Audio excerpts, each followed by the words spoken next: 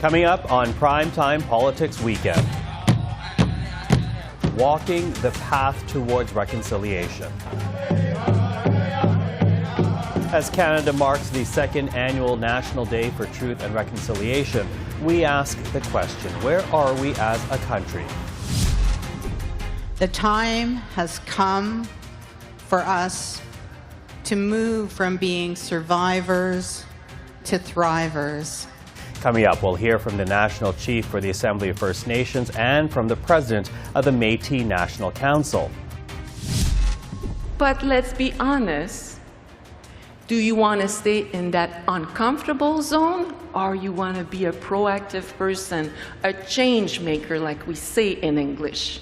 Also, Senator Michelle Odette will speak to the former commissioner with the National Inquiry into Murdered and Missing Indigenous Women and Girls.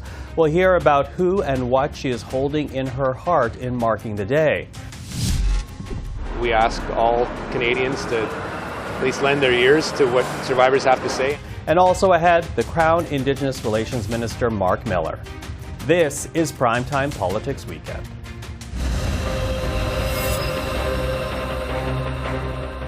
Hello everyone, I'm Michael Serapio. Welcome to the program. Friday marked this country's second National Day for Truth and Reconciliation, a day that honors residential school survivors and the children who never returned to their families from these church-run, government-sponsored and supported institutions. Now, the day itself is a direct response to the final report of the Truth and Reconciliation Commission. It laid out 94 recommendations, including the creation of a federal statutory day of commemoration. Last year's inaugural holiday followed the discovery of unmarked graves at former residential school sites, a shock to many, but also an affirmation to some of the stories shared during the work of the TRC. And this year, a major call to action was met when Pope Francis came to Canada and delivered an apology on Canadian soil. But as we will hear and have heard, the apology fell short for many Indigenous people in this country, underlining a truth on the path to reconciliation, that there is still much more work to be done. Now, as we begin our coverage today, we want to acknowledge that these interviews and discussions may be triggering for some of our viewers. So if you need help, there are places you can call for counseling. The numbers are on your screen right now. Numbers for the National Residential School Crisis Line, the Missing and Murdered Indigenous Women and Girls Crisis Line, and the Hope for Wellness Helpline for First Nations, Inuit, and Métis. So where are we as a country? Of course, there are differing opinions, but we thought it would be appropriate and worthwhile to have Indigenous leadership offer their assessments. So we begin right now with the National Chief for the Assembly of First Nations, Roseanne Archibald, who spoke with us earlier this week. Chief Archibald, thank you so much for joining us. Thank you. Good to be here. Listen, I want to begin with, if you will, your own reflections. What are you thinking of as we approach the second National Day for Truth and Reconciliation? I always have the survivors of those institutions of assimilation and genocide. I don't call them schools anymore. I have them always in my mind and in my heart. You know, as I travel across Canada, I make an effort to stop at some of these former institutes and offer tobacco and pray for the thousands of little children who never made it home. And so as I think about this day, it's really for them, for the ones who suffered and survived, and certainly for the ones who didn't make it home as well. Now, of course, the Catholic Church ran about 70% of these institutions, and one of the TRC's calls to action was to get the Pope to apologize for residential schools on Canadian soil. That happened this past year, but of course many people are aware that for many the apology fell short. You've talked about that in the past. Why was the apology from the Pontiff not enough? He didn't apologize for the church specifically. I mean, it's really the role of the church, the institution, and that's what the TRC call to action is. It's for the role of the church in the genocide of against Indigenous peoples, First Nations people, Métis, Inuit. And it wasn't it wasn't those specific words. He did make an apology, and many survivors were really grateful for that. They wanted to hear the words, "I'm sorry," and he said it several times, "I'm very sorry," or "I'm deeply sorry." I can't remember the words right now. Hmm. But he did make, an apology, and it was meaningful to some of the survivors, and others just didn't think it was enough. Hmm. I do wonder, from your viewpoint, is that emblematic of where this country is when it comes to reconciliation, where moves are being made, but from the vantage point of some, perhaps you, it's still not enough? Well, there have been some forward movement on TRC calls to action, but there have also been some real steps backward as well. The recent Supreme Court matter regarding our children in the province of Quebec is a big step backward. The language bill in Quebec as well is a big step backward. But we've had some forward movement. We have, the actual flag, the survivor's flag, now on Parliament Hill, and it has a home there. That's a step forward. And, there are just it's never like a big progress where we can say, oh, this year has been a monumental year. It's just always complex. It's 2 steps forward, 1 step back. And maybe that's just the nature of reconciliation in this country. We've always said there has to be truth before reconciliation, and we certainly don't see enough of the truth-telling that has to happen across Turtle Island, across this country. Mm-hmm. Well, to pick up on that, you did offer condolences to King Charles and the royal family after the passing of Queen Elizabeth, but you also said that while it's okay to grieve, it's also okay at the same time to hold institutions accountable, which I take as part of your reason for going to London to attend the funeral of the Queen. Yeah, people, I think the problem that we're having right now, not only in Canada, but around the world, is the rise of populism.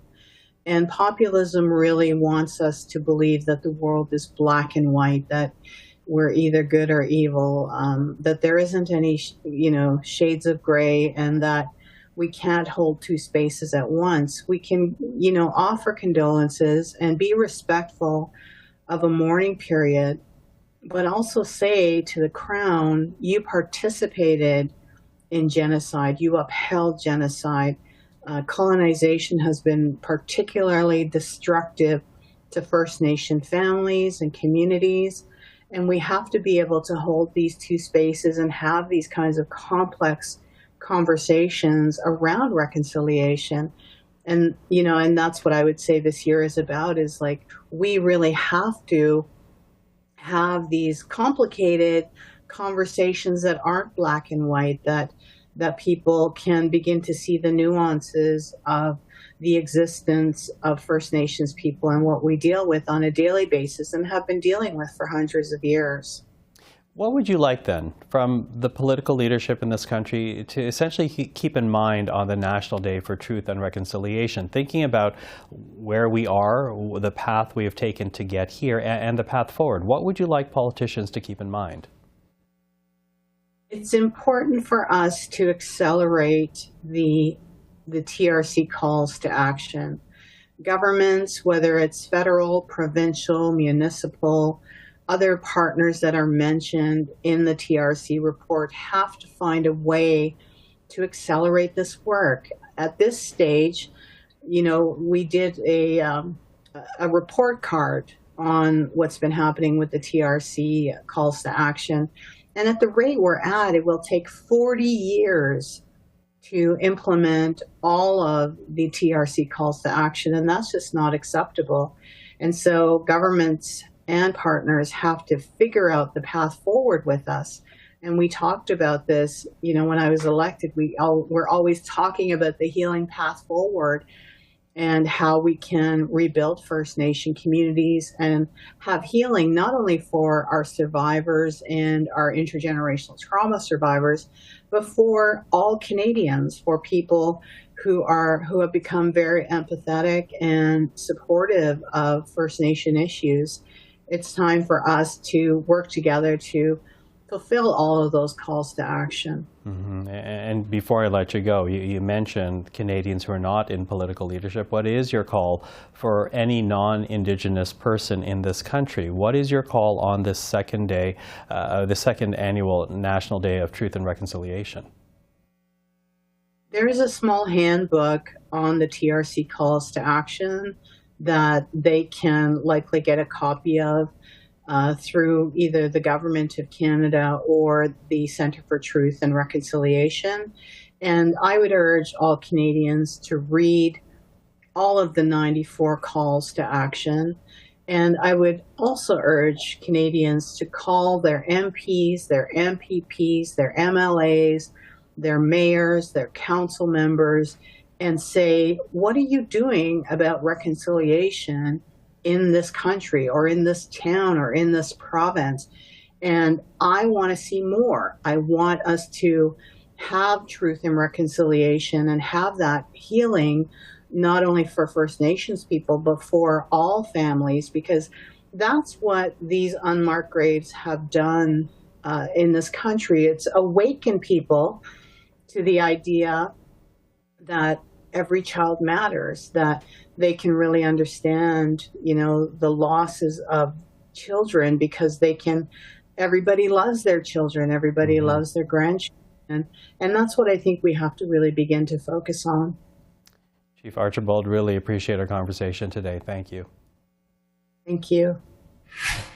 Now, we also reached out this week to the leadership of the Inuit Tapirit Kanatami, but members of the ITK, they are meeting this weekend in northern Quebec where internet connections are limited. So in place of an interview, we did ask for a statement to mark the National Day of Truth and Reconciliation, and their statement reads as follows, quote, by 1964, 75% of Inuit children were attending residential schools, some as young as 4 or 5. Many students only saw their parents once a year. Some did not return home for years at a time due to great distances and travel difficulties. Inuit residential school survivors and their families have unique stories to tell.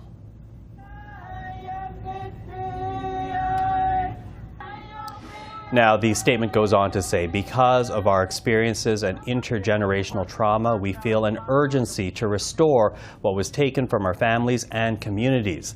That means preserving what knowledge remains among elders and finding ways to pass on our teachings to the next generation. This September 30, the second annual National Day for Truth and Reconciliation, we encourage Canadians to honor survivors and take time to learn their stories. Again, that statement from the Inuit Tapirit Kanatami. Now, Cassidy Caron is the president of the Métis National Council, and back in March, she did meet with the Pope ahead of his visit to Canada, and she was also here to meet him as he arrived to make his historic apology. We spoke to Cassidy Caron this week about the papal visit and her thoughts on where we are on the path to reconciliation. Ms. Caron, thank you for being with us. Thank you so much for having me. So I begin with the Pontiff because, like the National Day for Truth and Reconciliation, his journey really, the journey to Canada, was also the result of the calls to action. I do wonder, months later, what do you make of that visit and the apology that was delivered? You know, I still on daily reflect on, first and foremost, our journey over to the Vatican with residential school survivors, and then again, Pope Francis's journey here to Canada. And every single day, I'm still struck, honestly, with how much work we have left to do. And I constantly remind those folks who I have these conversations with that, reconciliation didn't begin and it didn't end with the Pope's apology. We have been advocating for healing and justice and reconciliation in our communities for so long now.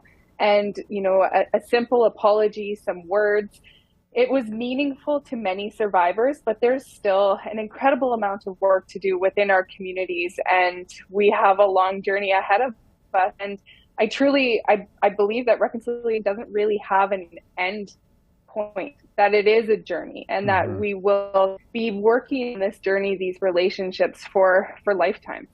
That makes me wonder then, because I wonder if you would agree, as I've been thinking about it as well. Would you agree that the visit was almost emblematic of the reconciliation process, and that one can check off an action, but it's more than just really checking off a list, that there needs to be deeper layers for it to really resonate? Absolutely. I think, the 94 calls to action within the Truth and Reconciliation Commission, those are an incredible place to start. But it's not a checklist. It's not check off all of these boxes and then all of a sudden we've completed reconciliation and it's time to move on.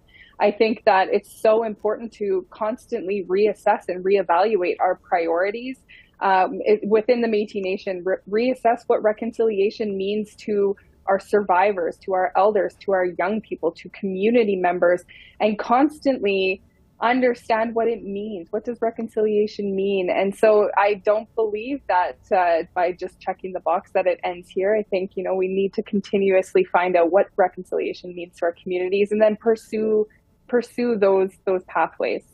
And what about non-Indigenous Canadians? For those in government, those not in government, what is the next deeper layer? We've been engaging in this conversation. It has gained steam, but here we are on the second National Day.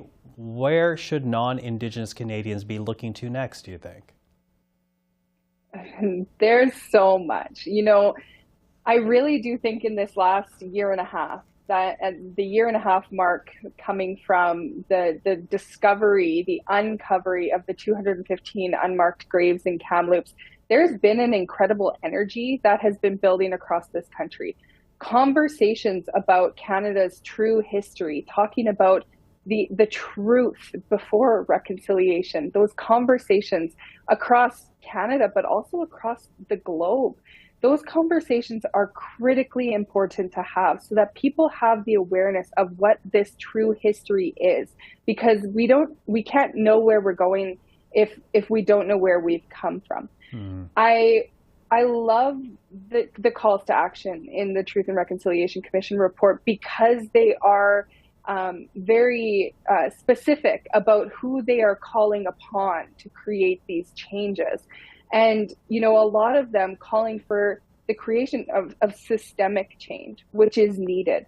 In a lot of the work that we do, I like to think about change on 3 levels: symbolic change, substantive change, and systemic change.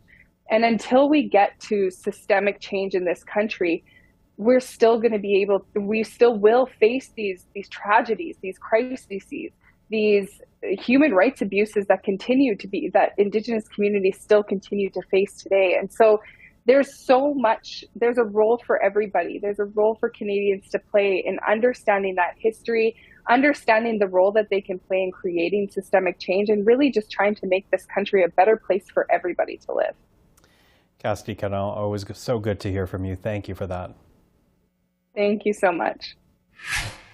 Mark Miller is the Minister for Crown Indigenous Relations. He joined me earlier in the week to talk about the National Day. Minister, thank you for being with us. Thanks for having me, Michael. I've been asking our guests this weekend where they think this country is on the path to reconciliation. How would you answer that question?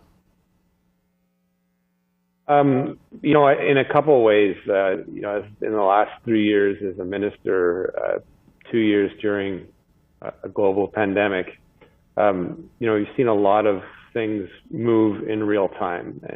Obviously, with the need to keep people safe and alive, particularly Indigenous communities, which were multiple times more vulnerable, and how the federal government plays a role in supporting those, and how we broke down silos to make sure people would stay safe and alive. That's more than a simple analogy. It's about a relationship that's built on trust. And when you talk about reconciliation, a precursor to that is truth, trust, patience, all things that are the building blocks of a relationship. These are things that aren't necessarily linear, obvious, or easy. And, as a government, we certainly made mistakes, but we've also made historical investments in Indigenous communities to close socioeconomic gaps, and to make sure that really people are treated in a fair and equitable fashion.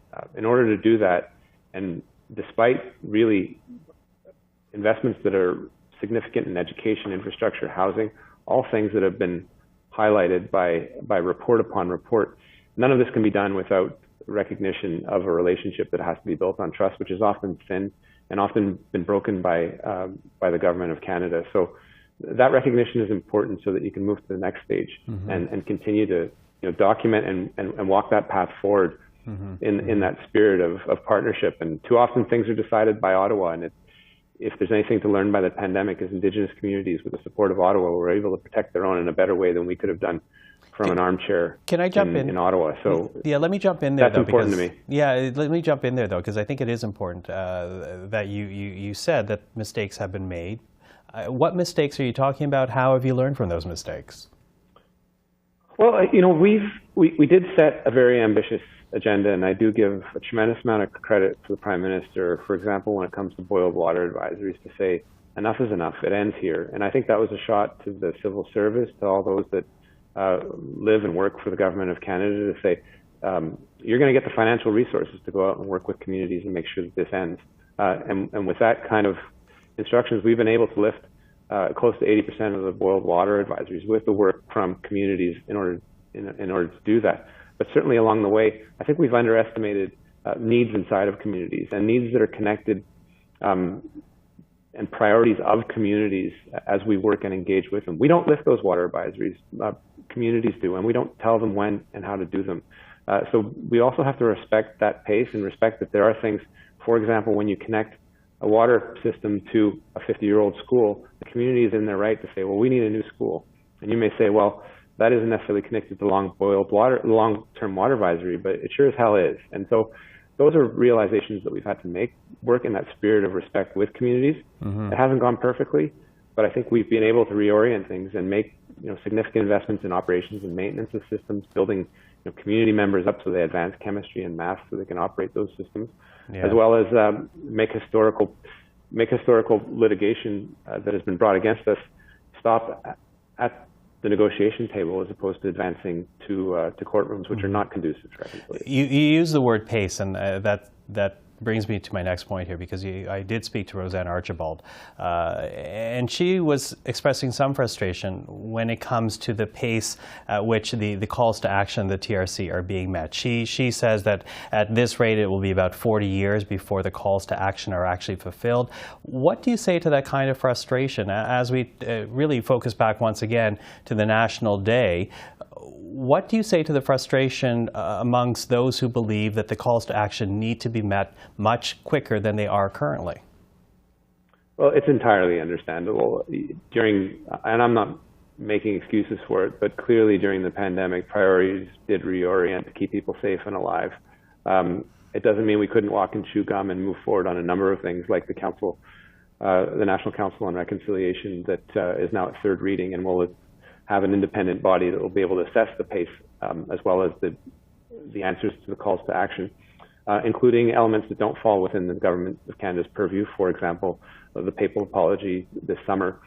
There's a lot of elements that need to fall into place at the same time, and those are things that we need to seize that opportunity to make reconciliation irreversible, but also the actions that we're taking to respond to those calls to action irreversible. They're not things that are necessarily fixed in time. When it comes to some painful matters that have really shocked the public conscience, like discovery of unmarked graves, making sure we have the investments to fulfill calls to action 72 through 76. That's work that is not complete, but there's good financing in communities in about 91 to this date to make sure that communities that choose to do some searches have the financial ability to do so and the mental health supports to do so. Again, I can't speak to timelines, but I know the work that our government does and the emphasis that it's put on the political, the moral, and the financial capital that's put behind it. And I have confidence that we can move forward in partnership with communities to make sure that those calls are answered. Mr. Miller, thank you so much for answering our questions today. Really appreciate the time. Thank you, Michael. Again, for those who are triggered by these conversations, there is help available. The organizations you see listed on your screen will take your call. You can contact them through these 1-800 numbers, again, on your screen right now.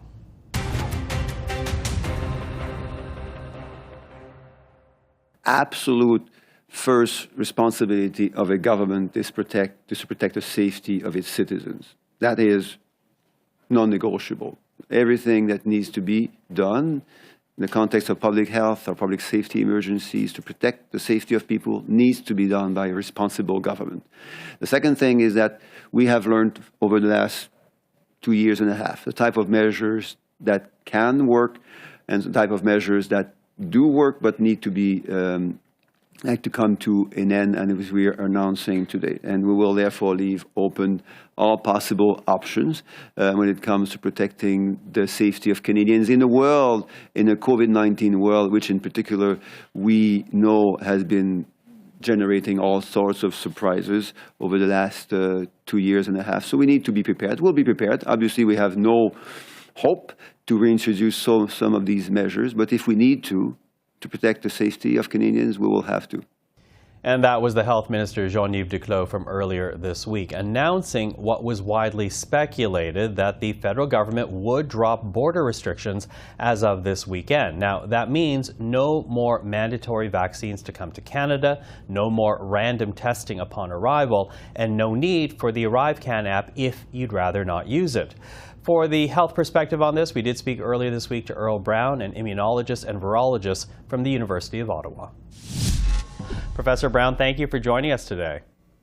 Good to be here, Michael. Now, in listening to the announcement today, the government justifies this change in strategy by arguing that the Omicron wave has largely passed, that vaccination rates are relatively high, hospitalization and death rates relatively low. What's your response to that argument in dropping these regulations?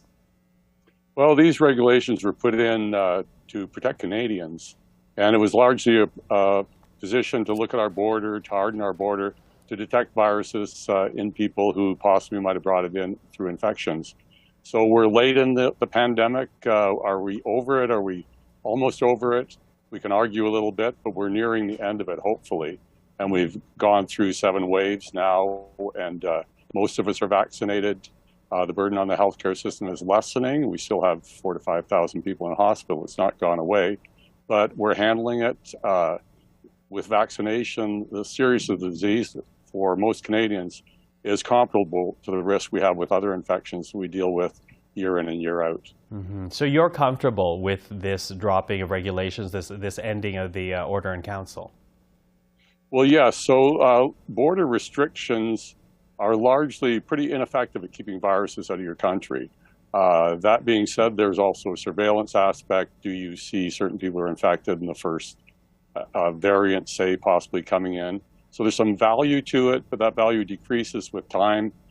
We do have surveillance on the ground, even if we stop surveilling as much on the border. It's not like we're closing our eyes. And there's a certain timeliness. We have to get along with life somewhat, but it's not ignoring risk. It's dealing with risk. We've got vaccination programs. We've got more drugs to treat people who get serious infections. So we are able to cope that much better than the early stages. So I would agree that it's time to lessen the restrictions at the border. Mm-hmm.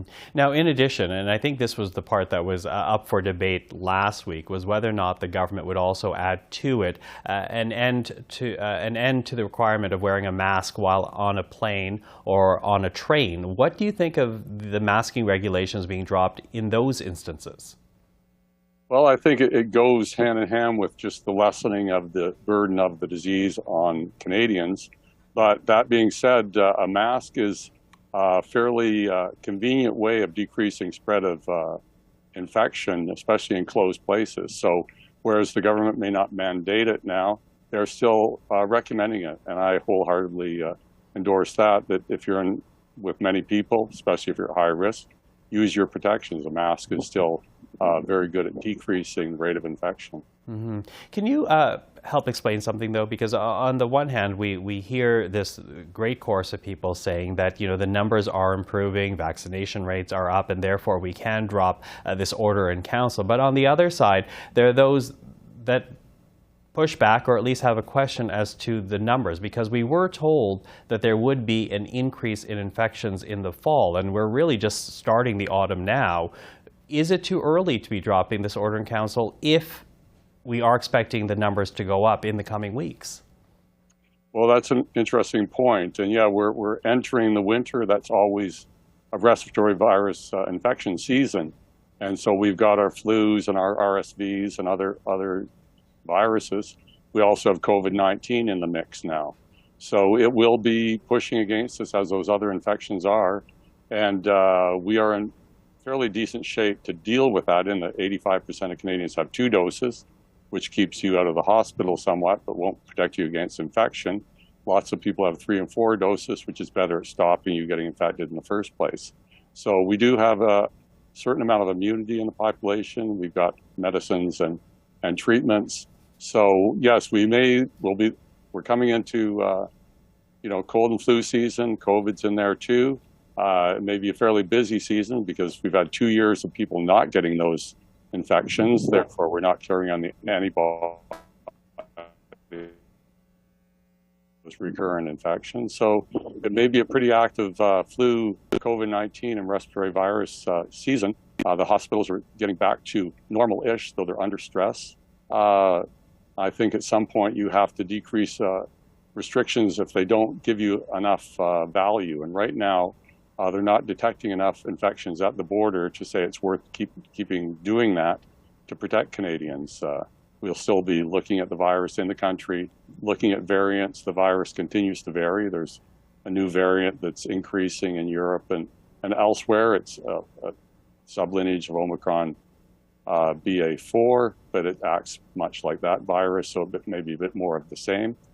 So yes, we're proceeding with infections. COVID-19 is still there, but less of a burden as it was before. Mm-hmm. So what do you say then to Canadians who either they intend to travel by train or by plane, or at the very least just concerned about this change in pandemic policy? What do you say in terms of a best path forward?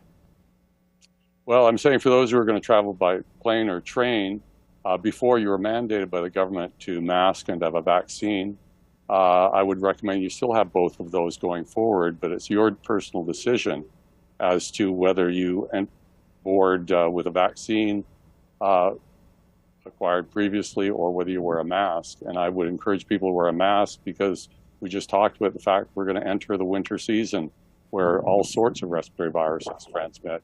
So protect yourself with a mask. It's a personal decision, and those who are at higher risk are going to take that decision more strictly, and those who are at less risk will have different considerations. Earl Brown, thank you so much for the time, and really thanks for pushing through the wind that's blowing your computer right now as well. Thank you for this. Good to talk, Michael. And good to talk to you. Take care. Now, the government has been under pressure to loosen border restrictions from the airline industry, the tourism industry, and border communities like Niagara Falls, which is why we are going to Niagara Falls right now to speak with the city's mayor, Jim Diodati. Jim, good to see you again. Thank you for joining us today.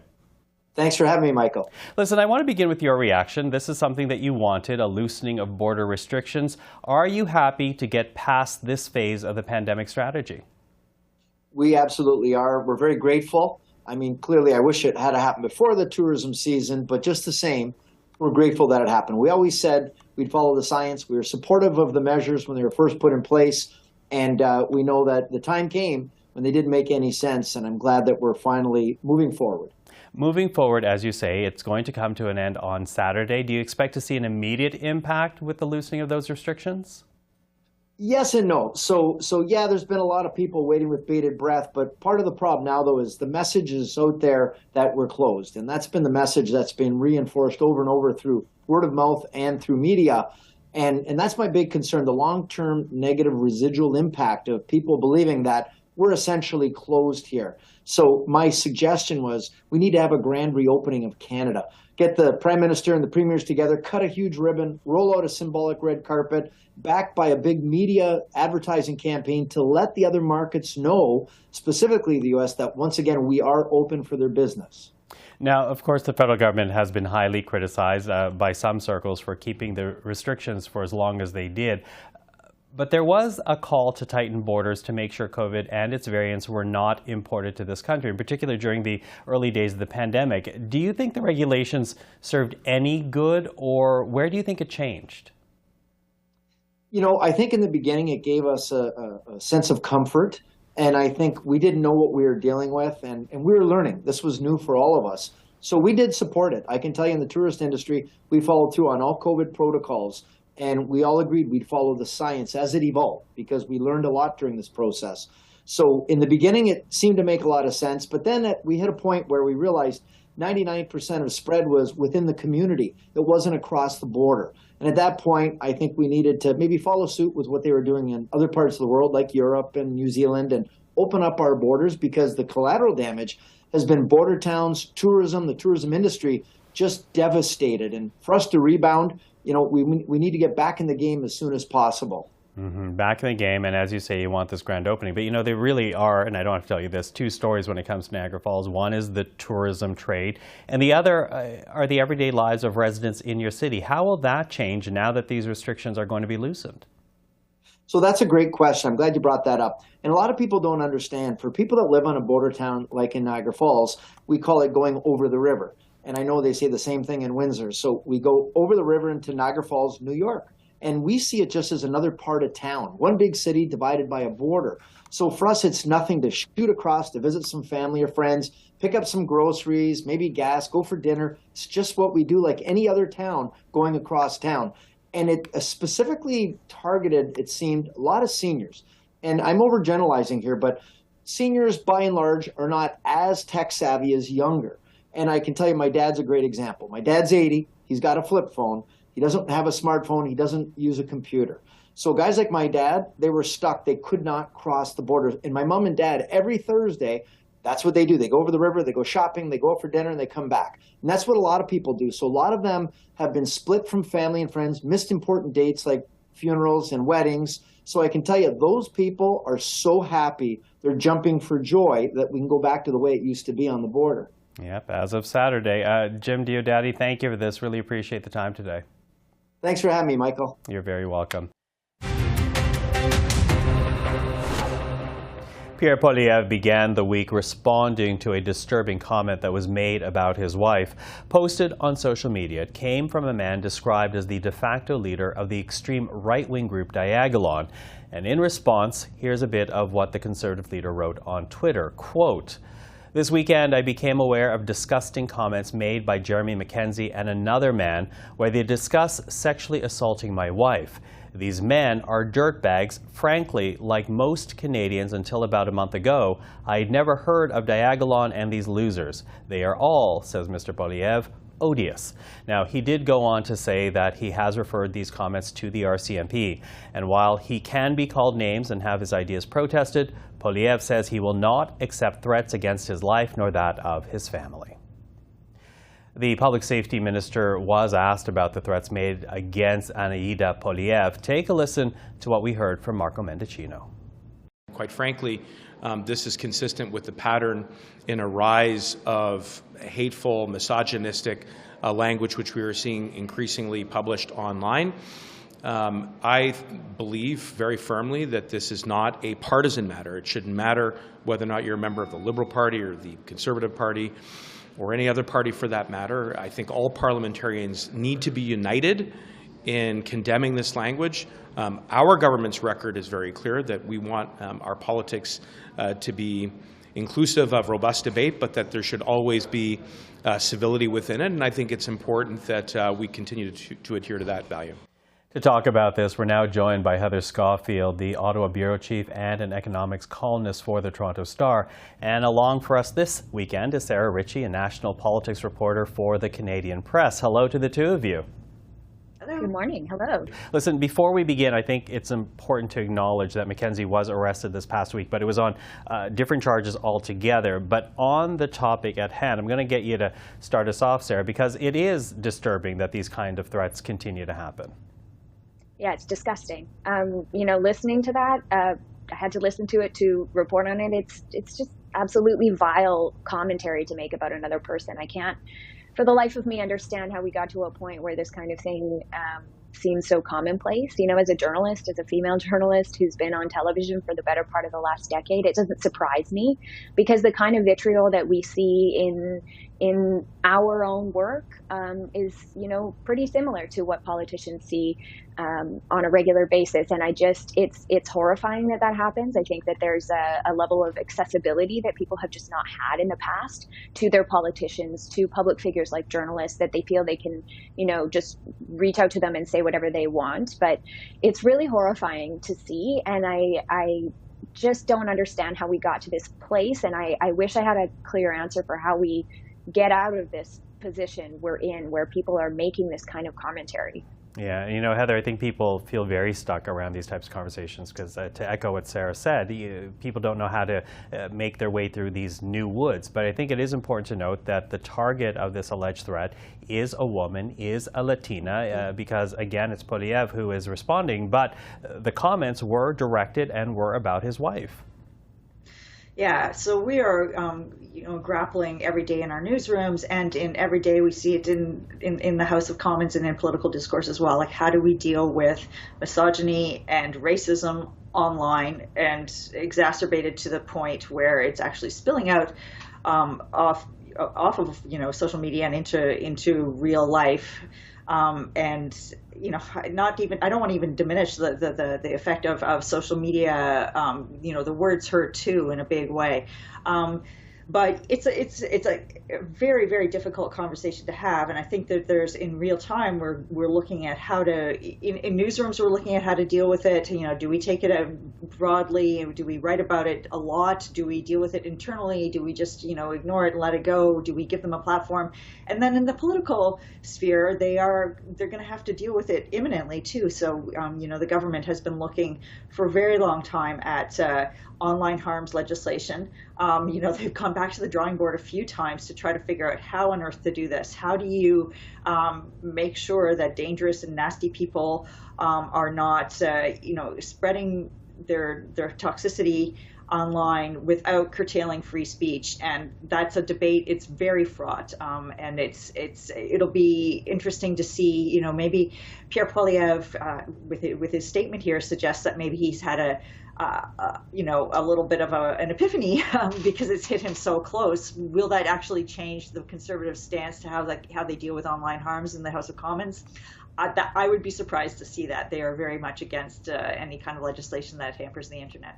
Okay, so that's something you're going to watch for. But, Sarah, I also want to talk about, the kind of coverage, and Heather touched upon it a bit, but the kind of coverage, that stories that come out of social media, these kinds of threats, these kind of disturbing commentary, whether or not they should be covered, because arguably we end up putting the spotlight on people and groups who may be looking for attention, but I don't necessarily know if that's a positive thing. It's such a difficult question, and I think probably every newsroom in this country grappled with that this past week, trying to figure out, what do we do? Now the leader of the opposition is putting out this public statement calling out this kind of behavior, and so we sort of need to find a way to acknowledge it, and we need to find a way to call it out without, also amplifying it. That's the balance you're trying to walk. And I think, within the sphere of politics, it's maybe a little bit more cut and dry, because you see a political leader make a statement like that, and clearly there's something, there's a conversation to be had, and there's news there, and there's a discussion that needs to go forward. But we see this kind of thing happening in the background all of the time. And I think over the last couple of weeks, we've heard from a lot of female journalists of color, who have talked about the kind of vitriol that they face on a day-to-day basis from anonymous sources online, who are able to get at them very quickly because we're so accessible. Our contact information, unfortunately, and for better or for worse, I guess, is very available online.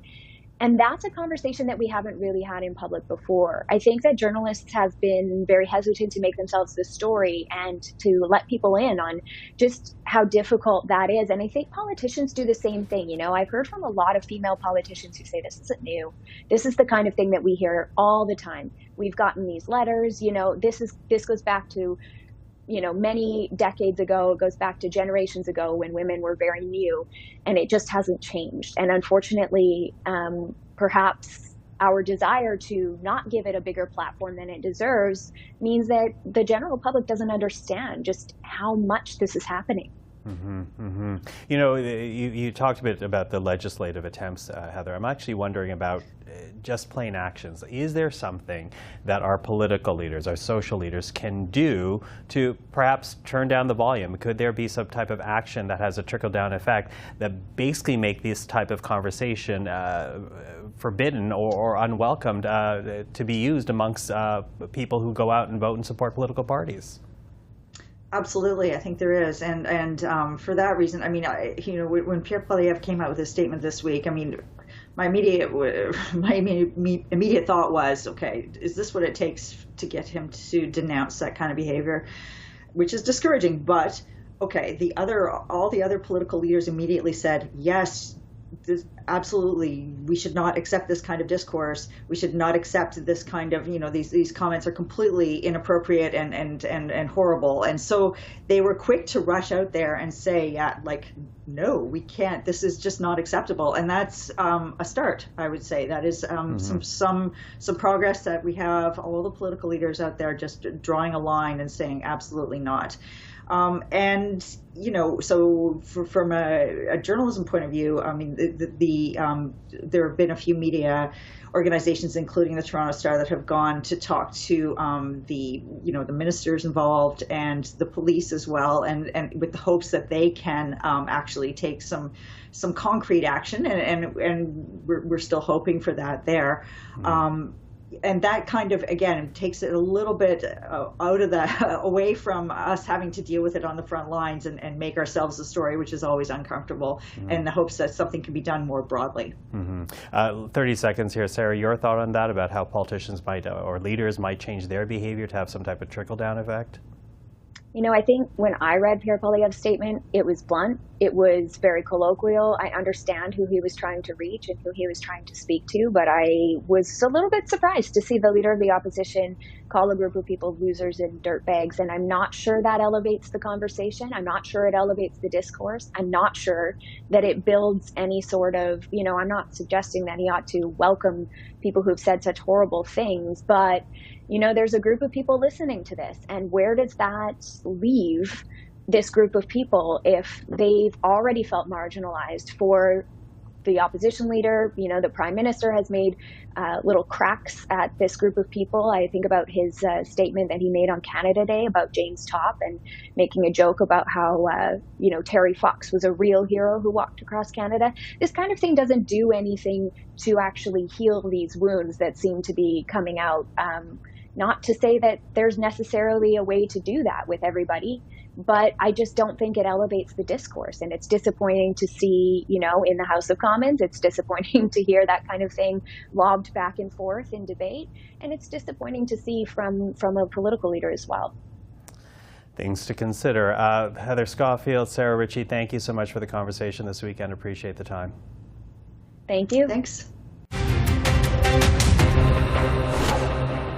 As we approach the end of our program today, we wanted to return to the National Day for Truth and Reconciliation. We also wanted to add the voice of Senator Michelle Odette. Now, she is a past president of the Native Women's Association of Canada. She was also one of 5 commissioners appointed to the National Inquiry into Missing and Murdered Indigenous Women and Girls. She joined us earlier this week to reflect on where we are as a country on the path towards reconciliation. Senator, thank you for being here. Yes, thank you. Now, as we mark this second National Day for Truth and Reconciliation, I'm wondering about what you are thinking of. Is it the survivors, the children who never came home? What, or perhaps more accurately, who are you holding in your heart right now? I'm holding my mom, even though she's away from where I am today. She's in our community. I'm holding my aunties, my cousin, many people that I've met over the years that had too many stories about what happened to them in residential schools or also day school. I also carry in my heart, very in I guess it's natural being a mom and a Kukum, I carry the people of the second and third generation that walk beside the family who were affected and still, and this generation also trying to understand and reconnect with the past, but have a place also that we can say, we're not survivors, but we want to live and we have the right to live. So I have one or thousands of people in my heart. That's how I am. Absolutely. And you have met so many people who have walked the path. And that does make me wonder, because you have served, as we said, as a commissioner for the National Inquiry into Missing and Murdered Indigenous Women and Girls. And I'm wondering whether or not that experience changes the way you think of this national holiday. It did. It did. And it's something that I think we were blessed, and still today. But to be honest, this journey for me, it was a moment that I realized that our stories, the voices that we heard across Canada, some of them or many of them had trust in us to make sure that their voice resonates to the federal government and each government across Canada. But in my heart also was that for 3 years, I was not in a depression, but I was very low with the energy, because it was either a story of somebody close to me, it was one of our story, my kids or me. So it was hard to detach myself and my spirit. But at the same time, what kept me going, it's that now that I know, I cannot pretend that it was isolated or it's a few stories. I have a responsibility. So I have to honor that every day in many ways. So that's how I feel. Well, it does lead me to wonder, because I called it a national holiday or a holiday, but as you know, it remains in large part a day that is really only observed by federally regulated industries. Not every province has adopted this day that's meant for reflection and remembrance. What does that say about where we are as a country and on the path to reconciliation? It might be an example that it's nothing for some of us. I was with my teenagers at the IG, a food store, and this Quebecois person was so proud to say that he owns 3 food market or a store, and for the first time, all the staff will wear the orange shirt, and he wanted to do in a good way. And it's all Quebecois people, or the majority. I don't think there's many Indigenous people working there, and they wanted to do good. So for me, it tells me that there's more allies that we can think that are outside of government places, the elected people where we challenge or we are challenged. And it was telling me that we need to continue to educate, even though we're exhausted or it's demanding a lot. Now it's them that they might become the people explaining why they wear the orange shirt at that store or that place. And then I realized across Canada that many Canadian students from, very young age or university level, that they will stand with us and beside us. And that's, for me, very powerful and important. And yet you and I are speaking on a day that also marks the 2nd anniversary of Joyce Echaquan's death in Quebec. A coroner's report released last year really identifying both racism and prejudice as contributing factors to her death. But in the midst of a Quebec election, Indigenous issues have not figured very largely. What's your reaction to that? I was away for a month up north, like every year. And when I came back, I was following the 2nd or the 3rd debate. Nothing about Indigenous good or, initiative or issue or things that it's affecting us. Then I said to myself, it's again our responsibility as people, as, Indigenous people or allies, to remind the Quebec election, the people that are involved in that election, that you don't need a journalist to ask you the question. If you truly believe that we have to rebuild the relationship that is broken or in the process of nation to nation, like some of them will say, then just add us in your answer. But they didn't. So we'll make sure that the next government, who will be chosen by the people who will vote, will not stop ourselves to educate and remind them that we were there, we're still there, and we're not giving up.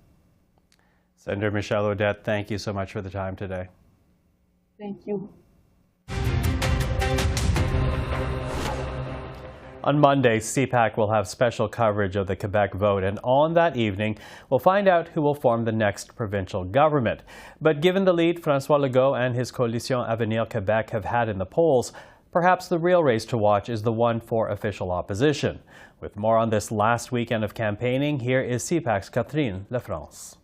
We'll see if Quebecers engaged in this election. It's not over till it's over, of course. So we'll see next Monday how many Quebecers are actually going to the polling stations. But we've had the advanced voting last Sunday and Monday. And even if we don't have the exact numbers yet in terms of participation, we know it's been very popular. We've seen lineups and lineups at the polling stations. What we can say is Quebecers, generally speaking, seem to engage in this campaign. They've watched the leaders' debates, they've commented on them. Of course, it's all over the news every day and people talk about it. So you feel there's an interest and maybe a growing one even, although a lot of people don't know yet who they'll vote for, which is interesting. And no wonder this interest. There's an urgency on so many levels, so many issues, beginning with the climate crisis. Interestingly enough, just to give you an idea of how serious this issue can be, there was a march, a protest on this particular issue here in Montreal last Friday. Many people, young people attended it. A few of the Coalition Avenir Québec candidates, including the former environment minister, showed up, eventually got booed. So it gives you the idea. But also there's health system, education, all issues that have, I would say, or people here would say, to be addressed and eventually fixed. So we'll see. We'll see. It's next Monday, so it'll be interesting to watch for sure. That's all for this edition of Primetime Politics Weekend. I'm Michael Serapio. From all of us here at CPAC, thank you for watching. We will see you in the week ahead. Take care.